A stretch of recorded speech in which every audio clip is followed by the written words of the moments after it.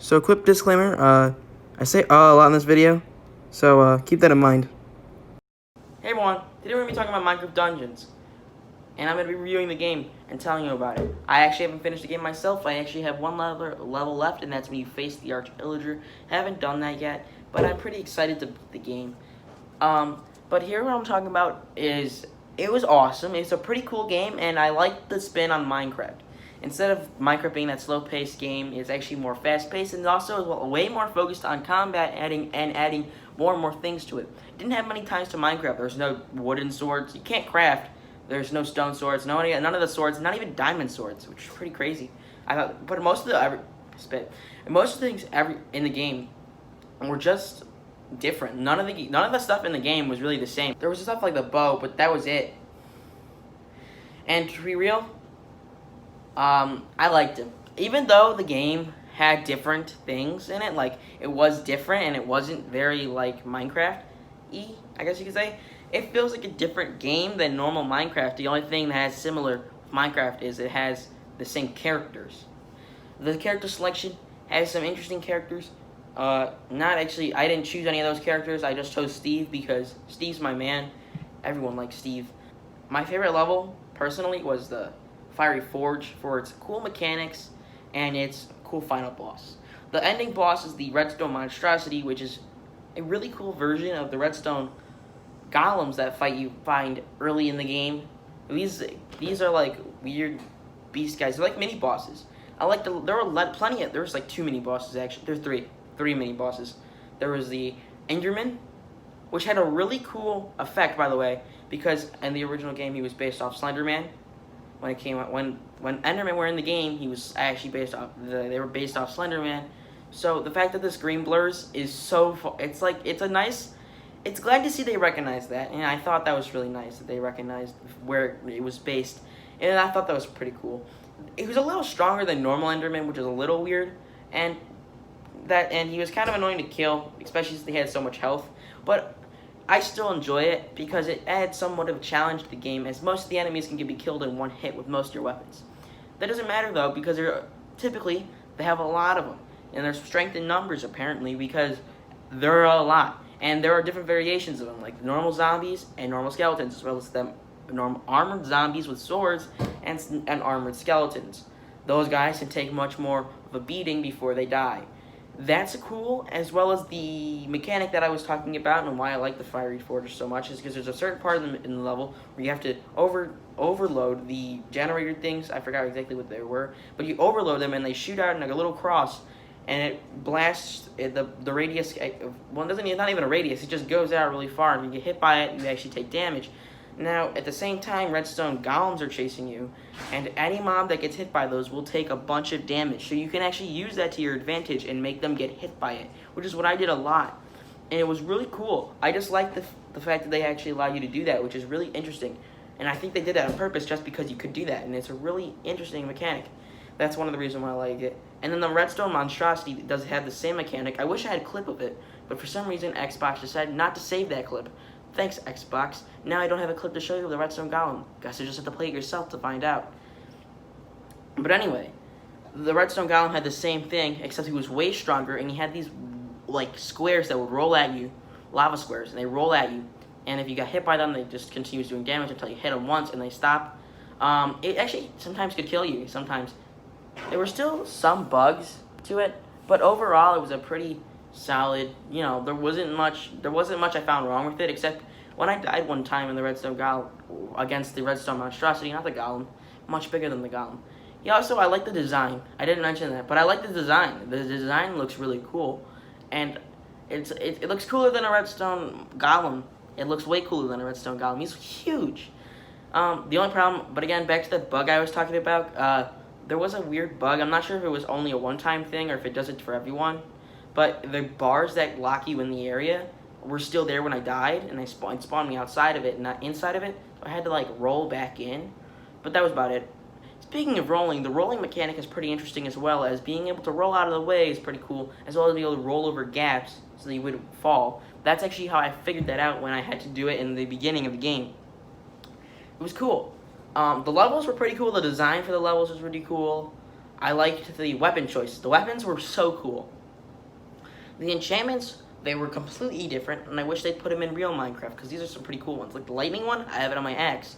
It's really cool. The fact that you can hit one enemy, and a shock of lightning will be able to hit him, and then go out to more enemies and damage more than one enemy at the time, is amazing. The fuse shot is an explosive bow and arrow. It's super cool. It's a super cool enchantment, as well as other enchantments of the game, like Rage was the Rage. I forgot what it actually was, but it's like a Rage where they attack all their teammates as well as you. So it's like henchmen, except if your henchmen wanted to kill you at the same time. That's pretty cool too. And I figured the different types of bows were pretty cool. The harp bow made a harp sound when you shot it, which is pretty cool. As well as being able to shoot multiple arrows at a time and only taking up one arrow. There's another, you can actually put multi-shot on your bow and arrow, but I've never gotten the option to get the enchantment multi-shot, which is pretty weird. But overall, I think that's pretty cool. The fact that you get a chest at the end of every time, at the end of every level, not time, was pretty cool too, because at least you're getting some loot out of it, and the loot isn't even that bad. The fact that you get to randomly trade with villagers too, like you could like trade like 86 emeralds for random gear, was pretty cool, as well as the traveling merchant. With I'm not sure why it's so expensive for one artifact. You can only do a passive ability. Not actually, the corrupted beacon's super cool. I don't have the corrupted beacon, but I have, my friend has one and my brother has one, and it's so cool. The fact that all you have to do is gather souls, which is also another system in the game, the soul system, where if you kill someone, you get their soul, which is pretty interesting. I didn't realize there were souls in Minecraft, but apparently you use that to get you use it to get power for it, and then once you're ready, you can launch a huge beam at people. It's really cool, as well as other things like there's this one that uses the souls to heal you, which is a really cool thing too, because your healing potion that I'm so glad doesn't go away after one use. Is that weird thing though? The eating sound for eating bread is really weird. I don't know if I have a clip of it, but if I do, I will play it. But it's so weird. Like, it's like the weirdest thing ever. But it doesn't matter. Anyway, I've been praising it too much. It's time to talk about the things I don't like. Now, one of the things I don't like was the whole revive system in the game. Reviving is fine. It's typically the thing that most multiplayer games have if you can get downed. That's normal. What's not normal is the fact that you have 30 seconds to do it, or phantoms will come down and hit you, and you will take a lot of damage, possibly killing you and your teammate. That's not good. So, obviously, typically, I mean, even though it sucks, at least they had some sort of attention to detail in that part. At least phantoms comes down, they could have really just made you take damage randomly. One thing I do not understand though is how is it that the night just vanishes? Also, the mobs that burn in the day, like the skeletons and the zombies, they don't burn in the day. Instead, apparently, the more players you have, the easier it is to chase away the night. It doesn't make any sense to me. That doesn't matter. It's still a really cool game. There was the other thing I didn't like was how short it was. They announced this last year. With only 3 hours of gameplay, there isn't much, but I can figure out why. The graphics are amazing, and there's a lot of attention to detail that I think probably went into the game, and why it took forever to come out and have such a short story. And I'm not too upset because DLCs will be coming out for the game. Only problem is I gotta pay for them. I'll still pay for it though. I'll still buy them because it's a pretty cool game. It was nice to see a game developed by Mojang. For once. I think I might have said this in the beginning of the video, but I'm saying it again because it's really nice to see a game developed by Mojang again since Minecraft. Mojang hasn't developed another Minecraft game since Minecraft. Telltale did the other 2 Minecraft games, and they didn't do too good. I mean, I actually liked them until now. I realized how garbage they were. I mean, there were some cool things like the quick time events, but it tried adding story to the game that wasn't necessary, as didn't make any sense, and it didn't even I don't even think it was canon. But, one thing I don't understand, I feel like there were some missed opportunities as well. Sorry for switching topics. I was trying to say the same thing, but I decided to switch up the sentence. So change the sentence. Don't know why I had to explain that, but I did. And you're going to live with it for the rest of your life, no matter how bothered you are by it. I'm wasting time. Now I'm probably trying to get it to 10 minutes. I'm not trying to get to 10 minutes, but it's going to have to be a little over 10 minutes. But they had a missed opportunity. There weren't as many. They had slimes, which is pretty cool. Tiny slimes aren't supposed to hurt you, but they can in this game, which is a little weird, but who cares? They didn't have that many good mobs in there, though. I'm hoping in the future DLCs that are coming out for the game, they'll have the Ender Dragon and the Wither. I really want to see those guys in the game, as you can actually see the Ender Dragon in the game, but only in a statue. So, I mean, it's not as cool seeing the real Ender Dragon and fighting him, because fighting the Ender Dragon in the real game is pretty cool, but fighting it in a game with this much, like, stuff in it, that'd be so cool. I'd love to do that. And you could probably put an own spin on it. Maybe add an actual story to Minecraft, because I feel like that's what they should be doing at this point in time. Especially if they're going to be able to attract more players to Minecraft with this game. I'd love to see that. I'd love to see some actual story to the game. We haven't seen much story to the game. There has been adding a little bit more development into the story, into the game, except it's not really clear on what it is. But they are trying to add something, which is at least kind of nice. They did add somewhat of a story in Minecraft Dungeons, but none of it felt relevant to the actual story in real Minecraft, which I'd love to if they could expand on with adding the Ender Dragon and the Wither, explaining where the origins were, and maybe adding some cool extra bosses and adding in more of the original enemies from the game. They didn't have that many. Like, they missed out on some enemies such as... Never mind, I can't remember. I don't remember any mobs. That's nice. Snow golems. Those would be cool to add into the game. I know they already have iron golems, but they don't have snow golems, which is lame. Why? Also, add horses. I'd love to see a level where you have to ride on horses and chase down enemies. That'd be so cool. Like an extra little level, that'd be super cool. Where you ride on a horse and you chase down like different enemies. That'd be really cool. I'd love to see that. I'd pay to play that. Because I didn't pay for for the game that I got, because I got it off Game Pass. Doesn't matter. I don't know why I keep mentioning that. It's not a flex, it's just because I can't. But yeah, that's kind of reason why I thought it was a pretty cool game. And that's all for this video. If you want, you can check out Minecraft Dungeons yourself. It's a pretty epic game, and I'd recommend it. Because it's Minecraft, and who doesn't like Minecraft besides my dad? I'm watching you, Dad. I'm watching you. But anyway, that's all for this video, and I'll be seeing you in the next video. Peace out.